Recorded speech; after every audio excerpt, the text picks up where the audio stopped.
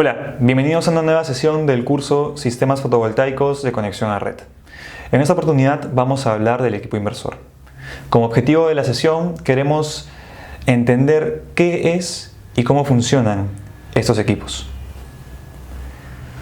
El inversor es el corazón de toda planta fotovoltaica. Se encarga de recibir la corriente continua de los módulos fotovoltaicos y transformarla en corriente alterna para luego inyectarla al circuito designado. Algunas veces la inyección puede ser a la misma red para abastecer el consumo del usuario y otras veces puede ser inyectada a la red comercial. El inversor controla y monitorea toda la planta. Por un lado, asegura que los paneles solares siempre operen en su punto de máximo rendimiento y por el otro, monitorea la red constantemente a fin de constatar que la sincronización sea exitosa. Algunas funciones específicas del inversor es mantener una conversión eficiente. Actualmente, estos equipos están alrededor del 98% de eficiencia. Otra función es optimizar la producción fotovoltaica a través del controlador MPPT. Además, se encargan del monitoreo del rendimiento fotovoltaico y de monitorear si es que ocurren diversos problemas, por ejemplo, una mala conexión a tierra, sobrecorriente, voltaje en corriente alterna y corriente continua, si es que hay una frecuencia inestable, errores de comunicación, algún mal funcionamiento de componentes, entre otros. Los inversores también se encargan de mantener una comunicación con las bases de datos de los proveedores.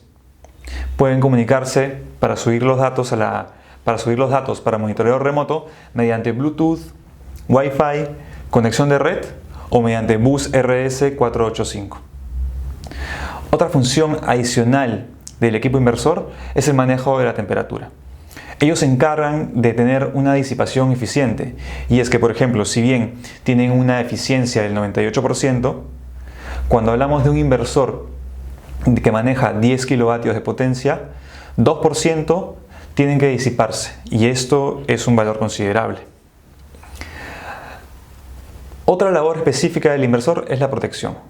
Estos deben estar diseñados para poder soportar lluvias, radiación y ambientes con mucho polvo. Ahora vamos a pasar a hablar del controlador MPPT. Como podemos apreciar, este es un algoritmo de monitoreo integrado dentro del controlador de carga solar que permite maximizar el rendimiento solar del inversor identificando el punto de máxima potencia. Podemos ver tres líneas en la figura compartida. La línea superior, que está en azul, identifica el punto global de máxima potencia al mediodía en un escenario que no contiene sombra. Las otras dos líneas son para un escenario de 9 y 8 de la mañana, en donde se tiene sombra proyectada sobre el arreglo fotovoltaico. En este caso, el controlador identifica un punto local de máxima potencia y un punto global de máxima potencia. Es su trabajo poner al arreglo fotovoltaico a trabajar en el punto global de máxima potencia para así, como se mencionó, maximizar su rendimiento. Existen diferentes algoritmos de MPPT y estos van a variar según el rango de medición, la capacidad del código y la velocidad con que miden. Cuando hablamos de tipos de inversores, tenemos varias formas de clasificarlos. Dependiendo del parámetro que nos fijemos, podríamos dividirlos en diferentes categorías. Por ejemplo, podemos clasificar este tipo de equipos según el voltaje de conexión DC, es decir, según el voltaje máximo de serie de paneles solares que admiten.